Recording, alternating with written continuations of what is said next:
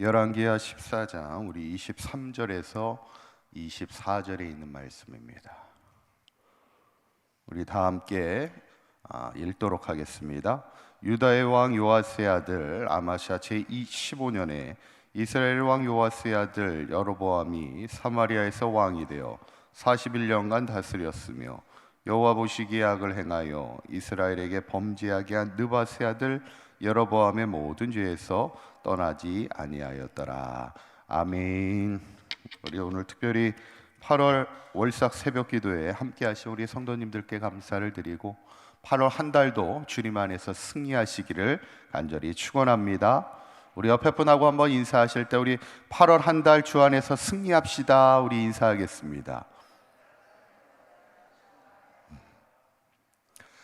지난 시간에 이제 유다 왕 아마샤가 북이스라엘의 요아스하고 전쟁을 해서 패하지만 살기는 누가 더 오래 사냐면 아마샤가 더 15년을 오래 살죠. 그런데 그의 행적이 역대지략에는 기록되지 아니했다는 거예요. 어쩌면 삶의 연수보다 중요한 것은 그 삶이 얼마나 의미가 있고 가치가 있어서 기억되고 싶은 인생을 살아가느냐, 그것이 우리에게 중요합니다. 저는 바라기는 우리 서강교 모든 성도님들이 어떻게 보면 15년을 더 살아도 결국에는 다 짧은 인생입니다. 그 짧은 인생 속에서 얼마나 우리가 가치 있고 의미 있는 인생을 살아갈 수 있어서 더 주를 위하여 헌신하며 충성하는 의미 있는 인생을 통해 하나님께나 많은 사람들에게나 정말 기억되고 싶은 그런 아름다운 믿음의 삶을 살아가는 저와 여러분들의 삶이 되시기를 간절히 축원합니다. 이제 오늘 본문은 이제 남유다에서 북이스라엘로 이야기가 전개되면서 요아스 이후에 여로보암 2세가 왕이 되는 이야기입니다. 23절에 보면 유다의 왕 요아스의 아들 아마샤 제15년에 이스라엘 왕 요아스의 아들 여로보암이 사마리아에서 왕이 되었다 하는데, 우리가 보통 이 여로보암은 이 이름은 워낙 우리가 들었던 이름이죠. 북이스라엘을 처음 세운 왕이 여로보암입니다. 그래서 동일한 이름이에요. 그래서 우리가 이 사람을 오늘 등장하는 이 사람은 여로보암 2세라 이렇게 이야기합니다. 이름이 같다는 건 뭐예요? 어쩌면 북이스라엘의 처음의 왕이었던 여로보암과 똑같은 이름을 쓰고 있다는 것은 그만큼 과거에 그 여로보암 시대의 어떤 과거의 부흥과 어떤 전성기를 영광을 다시 이끌어 주었다라는 어떤 의미를 가지고 있지 않겠나, 그렇게 생각이 돼서 25절에 보면 실제로 여로보암 2세 때 북이스라엘의 부흥을 이끌게 되는데 이렇게 성경에 기록되어 있습니다. 25절 한번 읽어보실까요? 시작. 이스라엘의 하나님 여호와께서 그의 종 가드 헤벳의 아비떼 아들 선지자 요나를 통하여 하신 말씀과 같이 여로보암이 이스라엘 영토를 회복하되 하맛 어기에서부터 아라바 바다까지 하였으니. 아멘. 여기에 이제 선지자 누가 이름이 등장합니까? 요나가 등장합니다. 아마 이 시대에 활동했던 선지자가 이제 요나였음을 보게 되니까 아마 요나가 다른 선지자들에 비해서 상당히 빨리 일찍 선지자의 역할을 감당한 것을 보게 되는데, 다시 한번 그 구절을 띄워주시면 그 시대에 여로보암 2세의 시대의 특징이 뭐냐면 그 밑에 보시면 이스라엘 영토를 회복하되 하맛 어기에서부터 아라바 바다까지 하였으니, 아라바 바다는 사해 바다, 이스라엘의 경기인 사해 바다를 다시 회복했다는 얘기고, 아맛 어기는 이제 북쪽 어디를 얘기하고 있는데 그만큼 뭐냐면 이스라엘 영토를 회복했다는 거예요. 이스라엘의 최고의 전성기는 어느 왕입니까? 이스라엘의 최고의 전성기 왕, 이스라엘의 역사를 보면 최고의 전성기 왕은 다윗과 솔로몬의 시대를 봅니다.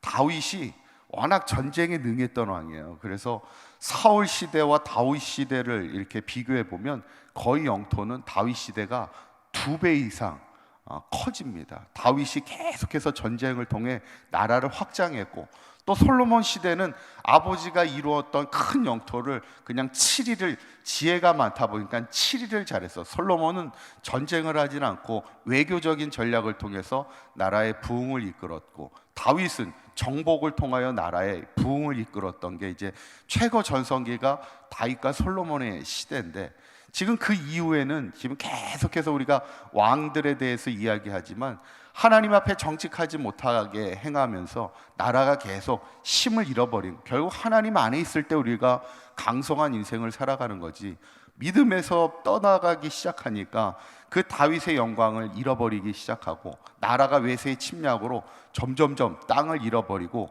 약소국으로 전락하는 것을 보게 되는데, 이제 그런 상황 속에서 이스라엘 같은 경우에는 제2의 부흥을 이끌었던 사람이 여로보암 2세였다, 이렇게 생각하시면 돼요. 옛 영토들을 다 회복하면서 하나님의 어떤 부흥을 다시 한번 경험하게 되는데, 그런데 여기서 이제 중요한 게 뭐냐면, 과연 여로보암 2세가 그렇게 하나님의 부흥을 이끌었을 수 있었던 그 이유가 뭘까? 정말 여로보암 2세가 하나님 앞에 정직하게 행해서 그랬을까?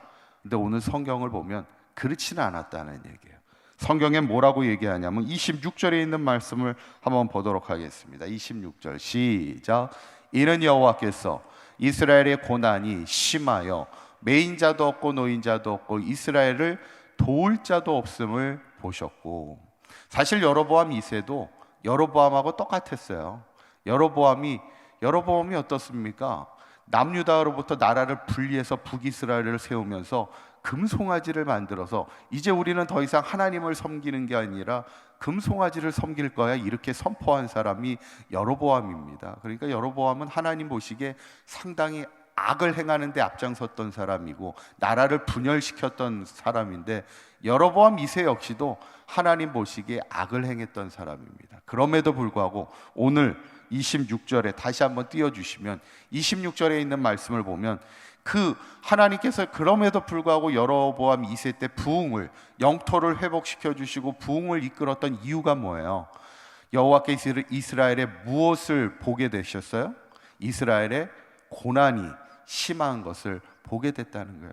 그 땅이 고통과 고난이 심한 것을 보시고 그 땅을 회복시켜 주시는 거고, 마지막 부분을 봐도 이스라엘을 도울 자가 하나도 없음을 보시고 안타까운 마음에 하나님께서 이스라엘의 회복을 맛보게 하셨다는 것을 보게 됩니다. 우리는 이것을 뭐라고 얘기하냐면 은혜라고 얘기하는 거예요. 조건 없는 사랑이라는 겁니다. 그 윌리엄 반스톤이라는 신학자가 사랑의 현상학이라는 책에 보면 사랑에 대해 이런 얘기를 해요. 사랑도 참된 사랑이 있고 거짓 사랑이 있다는 거예요. 똑같이 사랑을 하는 것 같지만 그 안에는 참된 사랑이 있고 거짓 사랑이 있다는 거예요. 참된 사랑이 뭘까? 일단 거짓 사랑이 뭘까? 거짓 사랑은 조건을 가진 사랑이라는 거예요. 그러니까 예를 들어서 내가 누군가를 만나서 밥을 사주잖아요.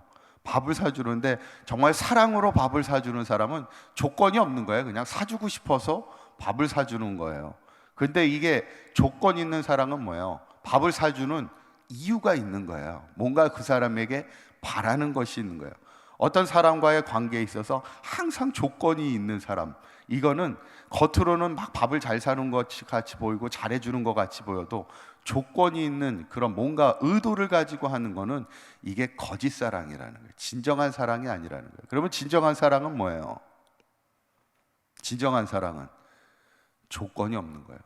그래서 우리가 계속해서 말씀을 하는 성령의 열매에도 양선이라는 것, 어려운 자를 돕는 것, 그 어려운 자에게 나누고 베푸는 것, 그게 진짜 사랑인 이유가 뭐냐면 어려운 사람을 돕는 건 대가를 바라는 게 아니잖아요. 그 사람이 나에게 강도 만난 이웃을 도울 때 그 사람이 나에게 뭔가를 대가를 갚아줄 수 있는 능력이 있는 사람이 아닙니다. 그럼에도 불구하고 그 사람에게 사랑을 베푸는 것, 그게 참된 사랑이라는 거예요. 우리는 그런 조건 없는 사랑을 뭐라고 부르냐면 은혜라고 부르는 거예요. 그래서 우리는 하나님의 사랑을 은혜라고 부르는 거고, 우리가 보통 부모님의 사랑도 우리가 은혜라고 부르잖아요. 왜 부모님의 사랑을 은혜라 부릅니까? 부모님이 자식을 키울 때 대가를 바라서 키우는 게 아니잖아요.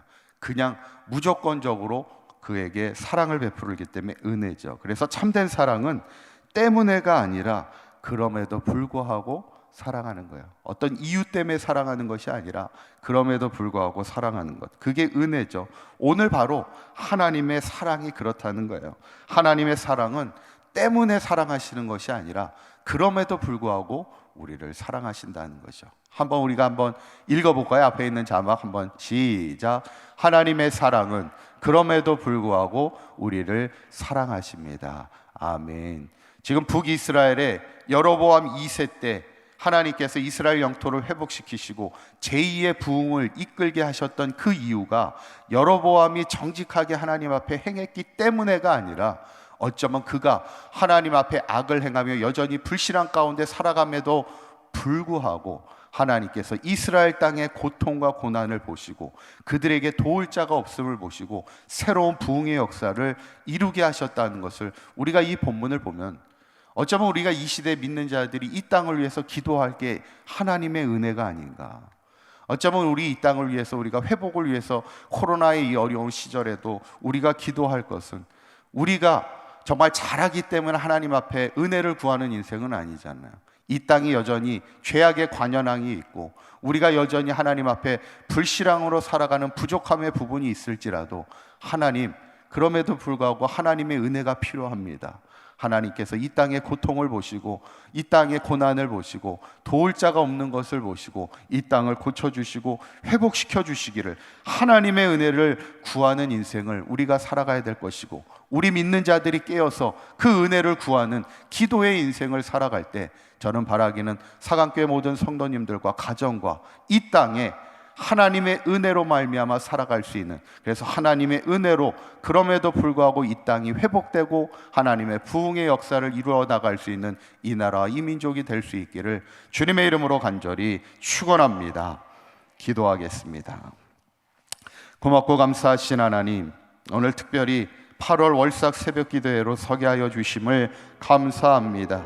우리는 하나님의 은혜가 아니면 살아갈 수 없음을 고백합니다.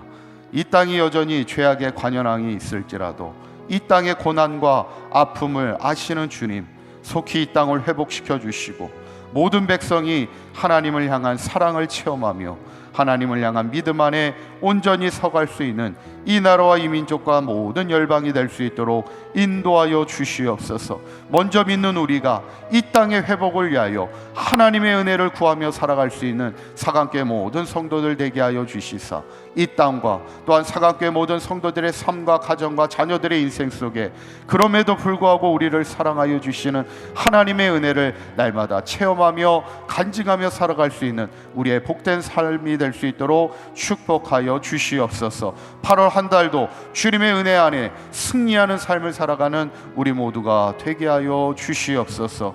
우리 주 예수 그리스도의 이름으로 기도하옵나이다. 아멘.